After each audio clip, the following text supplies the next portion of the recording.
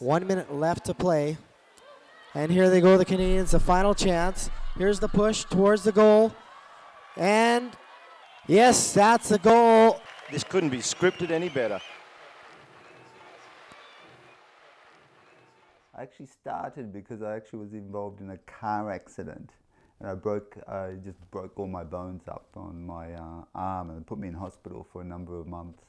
So when I got out, the doctor said, you need to go swimming. So I was looking for a water sport. And I found underwater hockey, and it just suited my timetable at uni, and that's the beginning of that story. What really drew me to it was the athleticism of the sport. It's actually it's a three-dimensional sport. You actually play in mid-water, you play on the bottom, on the surface. It's like playing a sport in zero gravity. You can move anywhere, you can go anywhere, you can do anything. Australia recover. Colombians there to block them off. The Australians through on a charge now. Somebody in the Victorian Underwater Hockey Committee came up to me and said, look, you know, we'd like to send you to this coaching training camp. And I was just shocked. I just, what, me? Me, a coach? And they're going, oh, look, you know, you're a really good player, and we think you've got the skills and stuff, and we're paying for it. And I thought, well, if you're paying for it. He was already playing underwater hockey when we met. It was already a fairly big part of his life. Fortunately, my wife was always supportive. No one could actually understand why she was supportive, actually. I'd tell my friends I'm going to, you know, coach a women's underwater hockey team in Canada, and they'd go, your wife is letting you go out in Canada with 12 beautiful bikini-clad women? I go, yeah, well, that's the sort of girl she is, you know. When he's playing and coaching underwater hockey, he's very intense about it.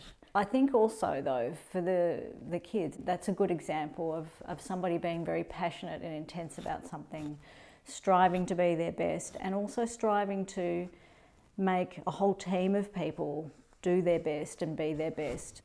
I'd come back and I delivered a gold medal at a Southern Hemisphere competition, and I delivered a gold medal at a World Championships in Canada, and I applied again for the job and I actually didn't get it. But looking back at that, it actually worked to my advantage not to participate in that next one. It just gave me 2 years off to rethink about my priorities, rethink about the game.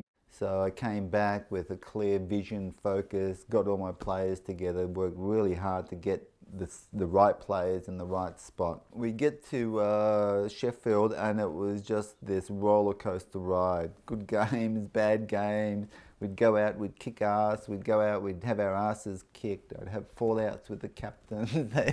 You know, it was just like every emotion you could actually ever imagine was being experienced. We came that close to being turfed out early, and then we still managed to produce a performance at the end of the day that was just outstanding. And still, probably, it was one of the longest finals ever, I think, probably ever.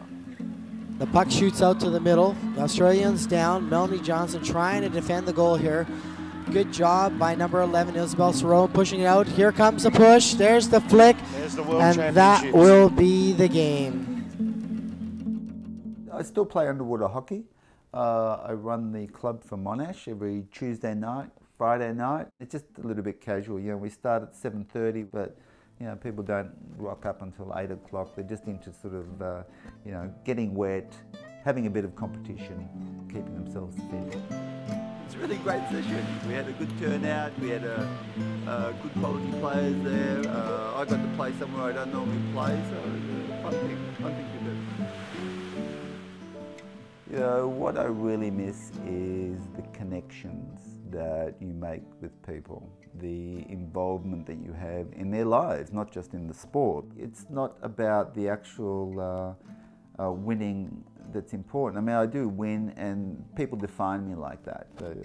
When they talk about Tom, oh, world champion, blah, blah, blah. But, you know, for me, it's always been a simple matter of trying to find somewhere where I can fit in and trying to find somewhere where I can belong. And, you know, if I have to lead the place to belong in it, then that's what I've done. You know, people patting you on the back about winning something, let me tell you, it's temporary. You know? You're a winner today. How's the saying go? A rooster one day, a feather duster the next day. It's transient. It's very transient. It just goes. It won't be important tomorrow.